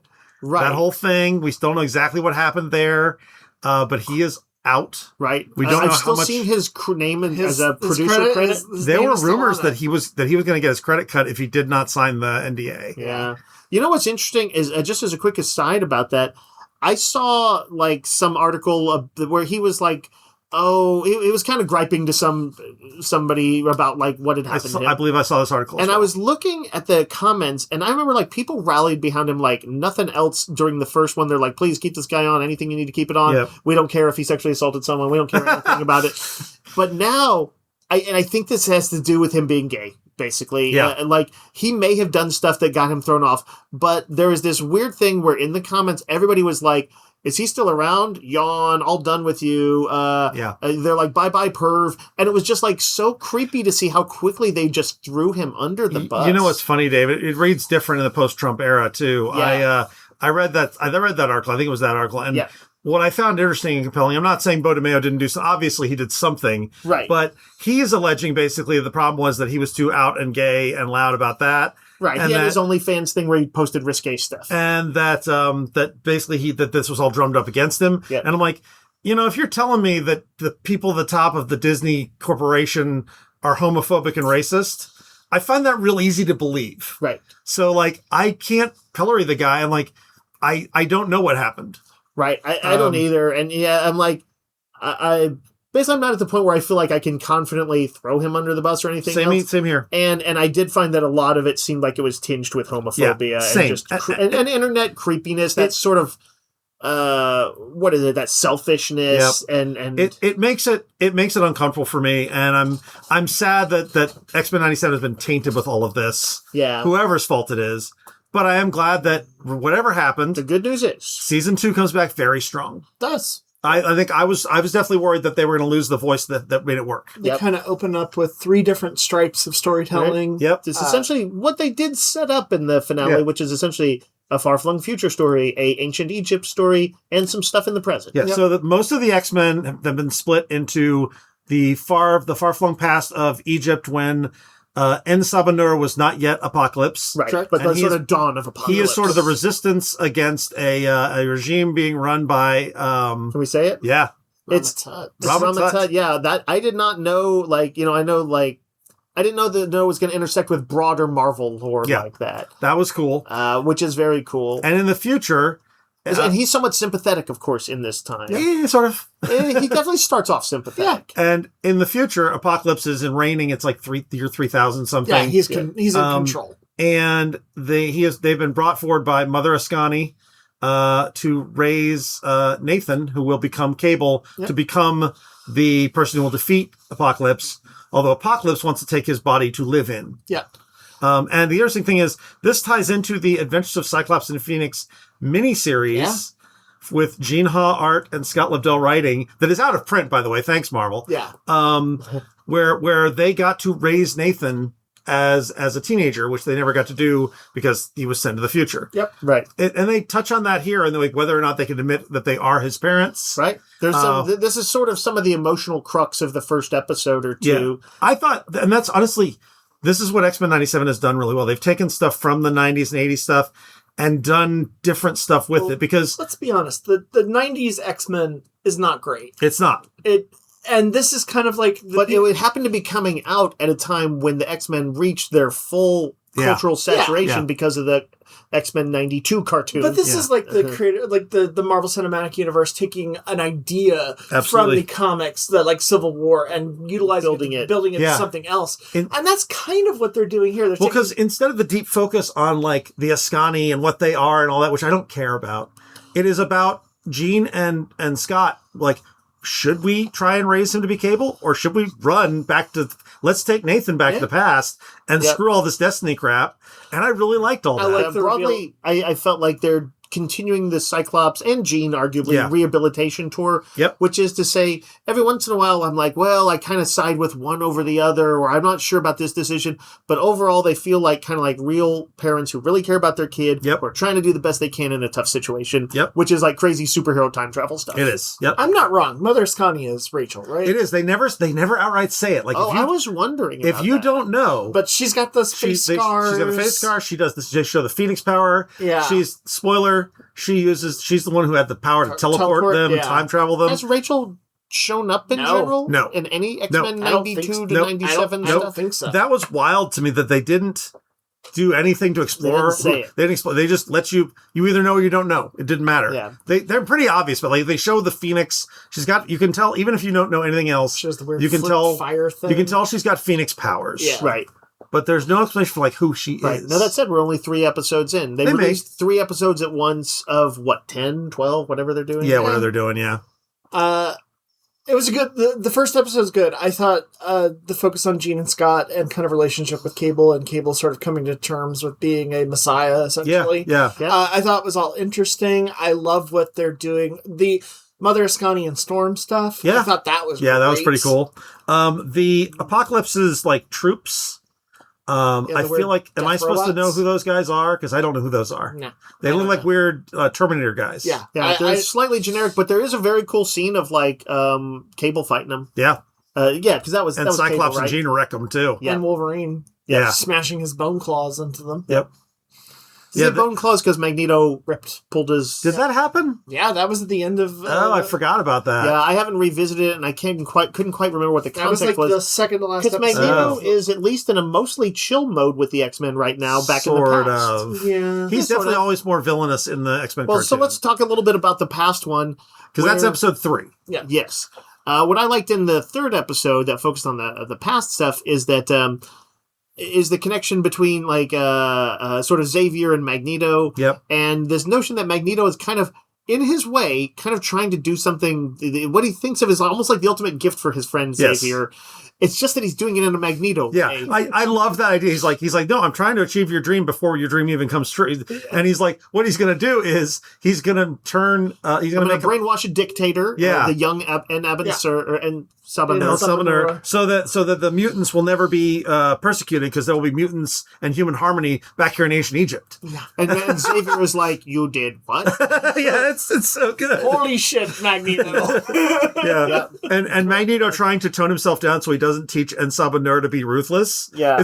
It was really interesting, fun stuff. They did make Magneto hotter somehow. With the beard. They gave him the beard. People love their daddy Magneto. Continuing the path. Also, and then we do have... Go ahead. Ensabanur's troops, Nick, you know 90s X-Men better than either of us at the stable. And it was still... Are they people that existed before, or are those new characters? I couldn't tell you. Okay. I feel like this Ball and stuff like that. Well, yeah, those other people. Like, I recognize Ozymandias. Yes, because I remember him showing up. But, like, I didn't know if any of those characters were previously existing or if they'd been made up for the cartoon. This is an area where my knowledge is weak too. Yeah. Well, flipping back to the first episode, the Four Horsemen, those are from Remender's. Oh, wow. Run on. They are pulling from everywhere. Okay. X-Men. All right. Okay. The drummer guy. Okay. I didn't know who any of those people were. The drummer did look kind of creepy and cool. Yeah. Yeah, those were all Remender's ideas for Horsemen. Oh, interesting. Okay. And that explains why they're so weird. Yeah. So the final thing, the sort of joining things chapter here is in the present. The second episode. And they do something very cool in this. Yeah. Do we want to say what it is? Yeah, for sure. So this is the X-Factor focused... X-Factor? X-Force. X-Force focused episode. And they get a wholly redesigned opening title sequence using the classic X-Men music, slightly reorchestrated, I've heard, with harder guitars. Yeah. And because they are the sort of the government roundup team. No, X-Factor is the government roundup team. Oh, you're right. X-Force is the resistance. The Cable's hard-ass resistance. Yes, my bad. Although I wouldn't mind an X-Factor opening, too, to be honest. Yeah, so X-Factor I guess it would show them, cleaning up the mutants. So X-Factor is a weird mix of the Peter David X-Factor and the original X-Factor, who were mutant hunters, except they were mutant hunters as a cover. These guys are the traitors, basically. I was a little saddened by that in the same way, Randy, I think you were when they used Captain America, and he was kind of just a government man in the one. Because I'm like, I'm not the biggest fan. I don't have a deep connection to Havoc and Polaris, but I don't want them to be government stooges. I don't want them to be mutant ice. At least Polaris isn't. Polaris. She was working with him up until that day. Yeah. I mean, it's true. Until that day. And Wolfsbane is in there, too. And I was like, oh, but she's just a nice little Catholic Scottish girl. Yep. But and the Catholics have never done anything wrong. Yeah. So they don't dive deep into any of these people other than to say, for whatever reason, at the moment, they are doing this program. Yeah. And I think most of them would probably say, well, we're just trying to rein in the bad apples, and we're just stopping the mutants that are out of control. But there is definitely they vibe like ice. They vibe like ice in cages. Yeah. And by the way, those children full of Easter eggs in there. Oh yeah, we saw Beak and Glob and Sand. One of the deepest cuts was the little girl from UCX Marvels that was like Alex Ross's breakout project. Yep. Who was like a little scared little mutant girl in the 1960s. Yeah. Who was the girl with the bird at the beginning? I don't know. Because it was Quentin Quire. Right. Yeah. Quire was there, and then there was a girl with like a bird. They were running through a park, and I got big vibes of God Loves Man Kills. Those two kids escaping through the park at the beginning, and I think that was deliberate. I think it was a visual homage to it. Yeah. So yes, pulling from just about every source, and that's even one that we don't know. Maybe send us an email, tell us who it is. Yep. But they capture Jubilee because she's joined Cable's X-Force, and Jubilee gets to be a badass again. Mm-hmm. Yeah. What I love is Cable when they're like Rob Roberto's freaking out because his girlfriend's been kidnapped, and Cable's like, I trained her, she'll be fine. It's so good. And he was right. I mean, she basically, she's in there and she breaks everybody out of the facility. Yeah. Yep. And does it like a badass. And uses roller skates. There's not enough roller skates in superhero comics. There are continuing to be tons of Easter eggs. Morph turns into some known characters still. Let's see. I love that Wolverine is not a big focus on any of these. No, I love that they're still continuing to keep him a little background. This X-Force also vibes a little bit like, and I wonder if Seeley knew this, like Tim Seeley's current X-Force. The Inglorious X-Force. Because it's got Archangel, it's got Psylocke, and they were on previous. I mean, I guess they were Remender's X-Force. Well, Psylocke's not on the Inglorious. Is she not? Mm-mm. Oh. Archangel does something pretty hardcore in this. Yes. There is some, it's interesting to see Jubilee, who's like the kind of, in that, like, hey, I'm still vibing with Xavier's message of peace. She was their Kitty Pryde. Pride. And so when they basically see a prisoner, like a bad person, but gets executed, she's like, but she's not like, I'm leaving forever. She's like, we got to stop doing that. Yeah. X-Men has always been a little more real on that front than, say, the Avengers. It is one of the Horsemen. I mean, it is not like a good guy could be redeemed. But still. Do you know who else was a Horseman? Warren himself. That's right. I think they even bring that up, probably. Yep. He was redeemed. The Rogue pulled him out somehow. Yeah. Rogue has a little background in these, too. She is. Not a big complaint. She's probably still... We're going to see her recover from what happened with Gambit. Yeah. And I think they want to, like, backplay her until they can get to that story. But yeah, I'm... The third episode does say, like, part 1, so I assume we're getting part 2 tonight? Is that right? Or is it Wednesday nights? I think it's tonight. Yeah, I don't know yet when it's... Yeah. Like the first season, if I had a complaint, it's that there is a lot going on. Yeah. I do think the writing standards have kept up. Agreed. Yeah. I think the writing's really good. Because there's some deep conversations, and sometimes people are like reflecting on mutants and the human condition and stuff like that. And the dialogue has some nuance to it, for real. You know what's fun is also seeing stuff like, not just X Factor, but like, isn't Val Cooper the liaison? Yeah, seeing Val Cooper again, who I love that character, and she's just gone. Nobody uses Val Cooper for anything she is anymore. Basically what Havoc and Polaris' boss in this. Good uses of Forge and Bishop. Yep, love Forge and Bishop. Gotta get them back to the 90s. These were really good. I'm excited to see more of it. Yeah, well, and I'm sure we'll continue to report on these as we go along. For sure. Excited for X-Men. Mm-hmm. Yep.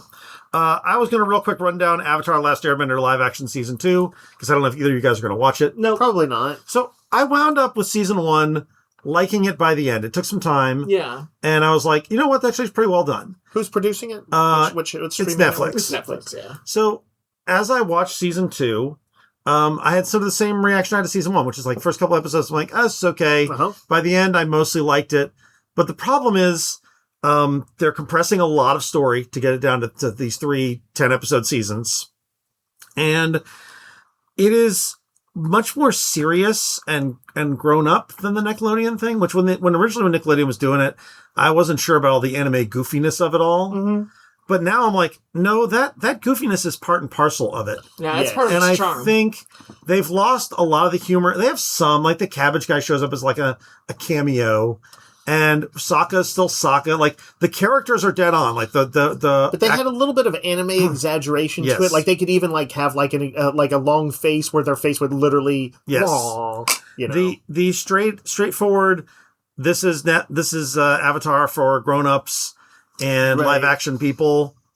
Unfortunately... A little much? No, it's excellent. It is really well done. The casting is good. The acting is good. The sets are amazing. The bending technology is really good. Like, it is a great show with one major flaw, and the flaw is it's been done better in animation. Yeah. Right. And they can't overcome that flaw. There is no need for this to exist. So you're saying this has the same problems that any live action All Disney... the live action Disney ones. Exactly. It's just like, there's no need for this. Yeah. And I think that is the biggest problem. I liked it. I'm not sad I watched it.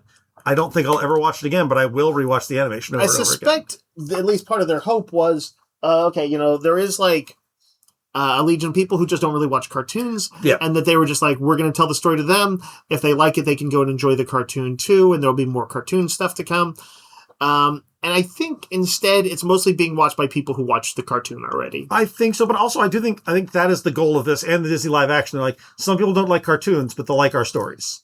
And I think I understand it. I don't know if it's the best thing to be putting time and talent into. Do you think Netflix is going to continue? They already have. They've already renewed it. Oh, have they? They're doing 3 seasons and that'll be it. So they've actually, I think they're already filming season 3.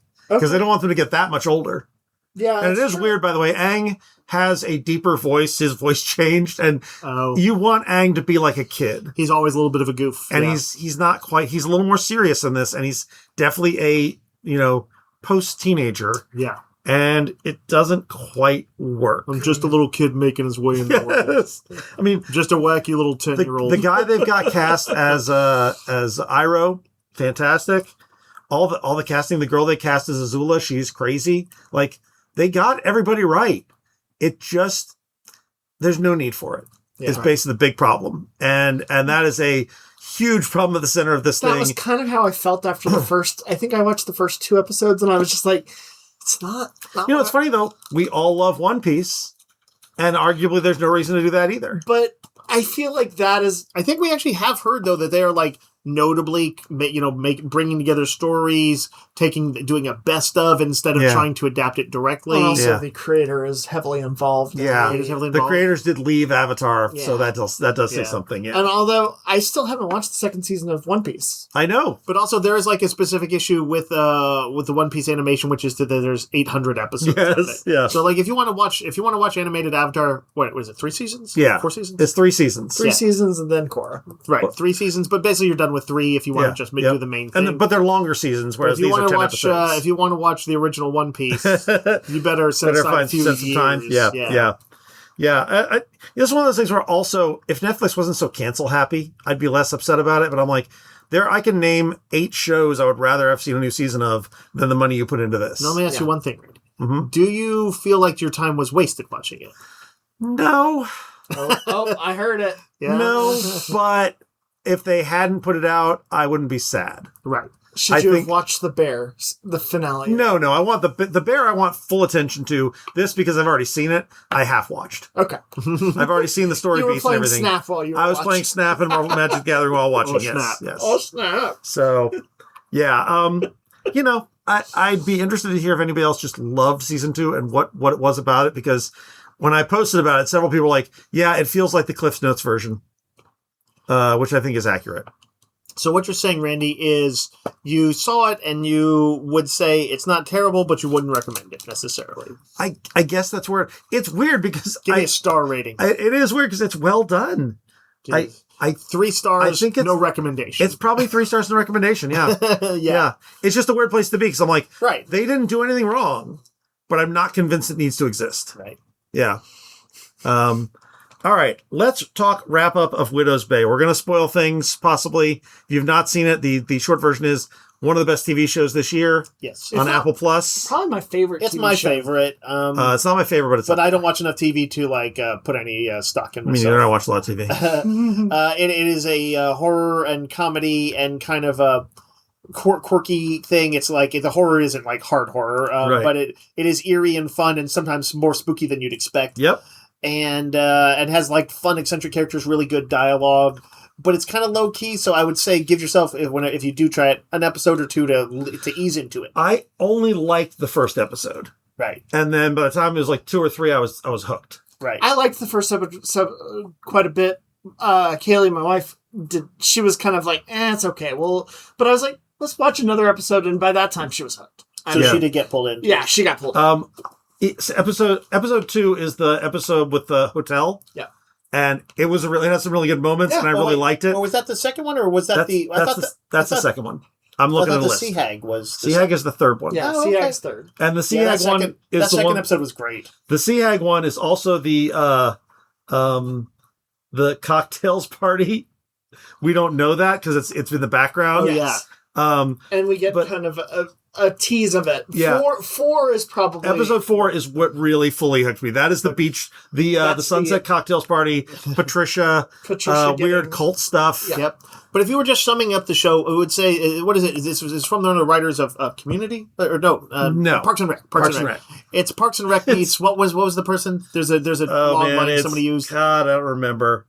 But like it's Bob Newhart meets it's kind of that too. But yes, you do see from the perspective of sort of the mayor and his team, this quirky New England island town meets Twin Peaks. Yeah. What's the population? 500, 1,000, something. It's something small. It's very small. Yeah. And the mayor is desperately trying to put it on the map and get some tourism money. Yep. And but meanwhile, everybody else knows there's something off with the town. This place is haunted AF. Yes. And the mayor is in a kind of constantly exasperated state at that. Only to find, as the episodes proceed along, he starts seeing some weird stuff. It is in fact very haunted. He is. Has his own personal stake in the curse of the thing. Yep. Because they say that anybody who's born on the island, if they go back to the mainland, they'll die, and that includes his son.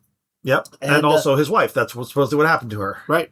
And his son is kind of like kind of slipping a little bit out of his hands as in a fairly typical teenage way. He's kind of sneaking off to get high with his friends.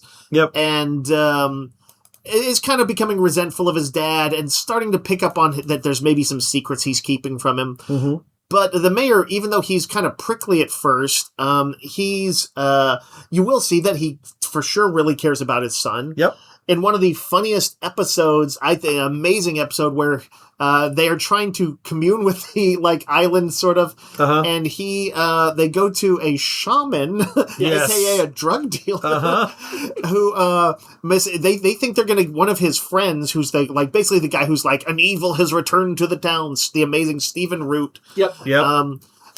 They think that he's gonna take some mushrooms whipped up by this guy and commune with some spirits and stuff. And through a case of mistaken identity, the mayor ends up drinking this potion with the mushrooms in it, and trips balls. But there's a very sweet scene in its way right before it happens, where he's talking to his aide Patricia, who's one of the breakout characters, And he's like, what am I going to do about my son? Because he thinks it's going to like take like a full day. They know it's going to, for him to like process all this. And like, he's always really looking out for his son. So that's kind of the emotional heart of it. As the series has progressed along, though, it seems like there was a notable episode where they flashed back. Episode 6. Several hundred years. 1702. To 1702. And you saw the person who, I don't remember exactly, like, he, like, consorted with demons or dark forces, and we don't know the exact deal yet, right? Yep. So it says that he was buried alive, making a pact via hallucinogenic mushrooms with the demonic entity controlling the island to protect the colony during its first winter, warning that sacrifices are necessary to prevent the island's terrors from returning. Yep. Right. And we'll come back to those sacrifices in just a moment. Yep. But he, yes, he does get, like, bound up in chains in a coffin or something like that, and thrown into the bay? Yes, and this guy... buried in the cemetery. Buried in the cemetery. But played by Hamish Linklater from... best known for Midnight Mass. Where he did an amazing job, like groundbreaking, next level job playing a priest who thought he was always doing the right thing and did in fact have like a lot of wisdom, but who was in fact a vampire. Yep. And that is a good Mike Flanagan miniseries you should watch. By the way, Hamish Linklater is great here, playing these sort of weird, an eccentric kind of almost Puritan type, Puritan kind of guy, like a creepy Puritan. And Betty Gilpin from Glow plays his wife, who is very wary of the whole thing. Yeah, that whole flashback episode is good. It's directed by Ty West. Ty West, who's been making it big in horror movies, notably Pearl and I felt like his vibes kind of fit in with the show overall. Yeah. That is where they let it lean a little bit more into horror, but that was not without humor in that episode, in that flashback. When the people come in to kill the husband, and they're asleep in bed. That she and her husband, this guy who's consorting with demons, clearly a dangerous person, and she has made this dark pact with some of the town founders that it's time to kill him. It's the only way out of this. And so one of them sneaks in at night. He's got like a bladed weapon, and he's looking at her like raising the dagger, and she like looks at him like with these eyes like, you idiot, and points decidedly the way you point when like, no, him, at somebody, to her sleeping husband. And yet it's in the middle of what had been otherwise like freaking The Witch. It was like The Witch. It was very serious. And that is the tone of the show. Well, it turns out this guy is still alive in the present. And the mayor has to deal with him in an episode that evoked Jaws. Because they think that they have to take him beyond sort of the boundaries out on the waters surrounding the island to kill him. And to break the curse. Because he's the last of that line, they think. He's willing to do it. Yeah. But he says it, and then he's like, his mind. Wait a minute, I don't know if I want to die. He is hysterical in that one, while still being intimidating. And at some point, like, Stephen Root, who again, he is like the voice of like all the superstitions, but is like a kind of a kind but tough love kind person. He at some point says, like, tells the mayor something like, he's like, I know you want to let him out. He's like, but you just can't. It's too dangerous. He's giving him this thing, and the mayor's like, I already let him out. Man, what's the name of the main guy who plays the mayor? It's Matthew Rhys. Matthew Rhys is so good at this. Yes. And then my favorite episode is probably the Patricia evoking Halloween. Yes. Yeah, there was an episode that has been built on in the past, because we know the aide to the mayor, who's like in her 40s now, when she was a teenager, she claimed she was stalked by this masked killer the boogeyman. The boogeyman, clearly meant to evoke the boogeyman from Halloween. There's a scary mask and all this stuff, because the show often tributes other horror genres in kind of a light way. Not so much that you're like, it's ripping them off, but just in that it's like tipping its hat to some of the greats. But all her friends, or not all her friends, all her frenemies, they're kind they all mean to her, girls. because they're like, someone's like, they killed this guy killed my sister or my friend or whatever, and they all think she's making it up. Right. They're like sort of like the kind of the mean wine drinking girls, ladies now. And only to find out they're right. They're right. She 100%. Did. She literally made it up, and yet in the present he is stalking her. And then they don't believe her. Which leads to a hilarious situation. It's also kind of a dark episode. The boogeyman does kill some people. But the poor EMS guy, man. Oh man. But like one of the funniest things in that episode is there's a bit where she's home alone and they're like, before it gets too eerie and you get the sense there might be somebody stalking her, her evening is just going wrong because she ordered some food in and it's the wrong food and she's like calling to berate the delivery service, but she wants to make sure that nobody gets punished. It's like, I just want them to know. I don't want them fired. She's like, I just got the wrong order, and the funny thing is hilarious and relatable. I've had that conversation. Yeah. Yep. And, but it does turn eerie. And by the way, there was a kind of a neat bit in that where she's like, gone upstairs, she sees like a door open that she didn't leave open, and like kind of clicks on her that something's going on. And she just like starts very quietly moving downstairs, ready to get out of the house. She doesn't go into the room, but she does, and she takes out her taser. Yeah, taser. Yeah, a taser. And then, in what sets up some great series of suspenseful moments in the episode, she looks down at its charge, and it's like at 2%. Yeah. Because of course you don't have it plugged in when you need it. But yes, that is one of the great episodes. It's hilarious. And what happens after they think they've killed him is one of the great responses to the cliche of these guys keep coming back. Probably not since Buffy took on Dracula have I seen as good a version of that. Yes. Yeah. And so in the finale, though, in the last few episodes, there's a big storm hitting the island, like a hurricane. Yep. And they think it's like an evil storm. Yep. Most of the people end up, the mayor has to make a reluctant choice because he's been resisting admitting this is all real the whole time. He is a little bit mayor from Jaws. He just wants the beach open. He's the mayor from Jaws, and that's a show that is a movie that is also referenced a few times. But after a chronology of a lineage by the chain smoking older lady. The reveal of like the lineage what's going on. Her like lesbian died. Yes. Leading to an older... I think Rosemary? I'm starting with Rosemary, yes.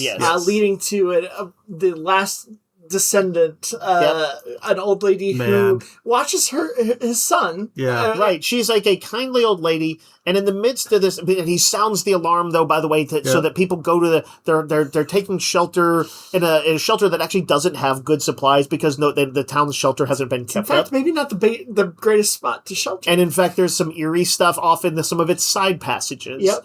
But he himself decides that as mayor, it is his job to end the lineage, end the curse, get them out of this by going... There's one person who's not there, or like maybe at least the one notable one, who is this very old woman, and it's like, if she dies, the curse will be broken.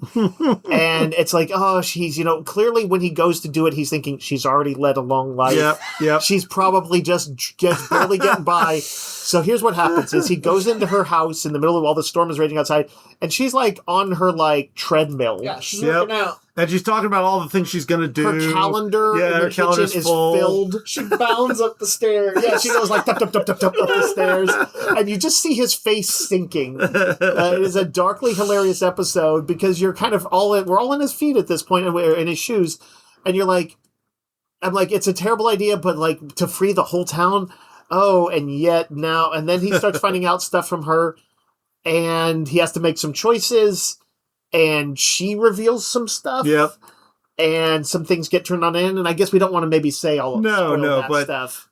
They've already renewed it for season 2. I'm super excited they're going to more of it. It's super good. One of the supporting characters, I forget what his actual job is, but he finds a mysterious film down in the shelter. He is, the actor is Jeff Hiller, who's also great on Stumble. Which got canceled.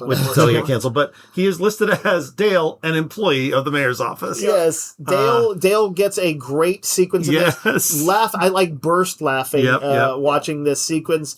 And yet it also set up some kind of cool mystery stuff, which will continue, no doubt, in the next series. We've already been talking off mic and stuff about, well, what do we think is happening with this? What do we think is happening with that? So the series has cool mysteries and stuff to it, too.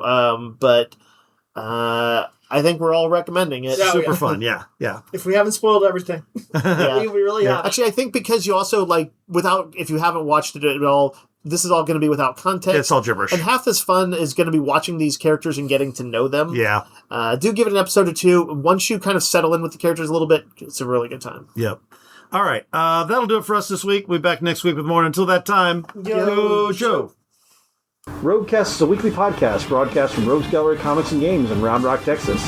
You can find us online on Facebook and at www.roguesgallerytx.com and email us comments or questions at roguesgallerytx@gmail.com. Thanks for listening.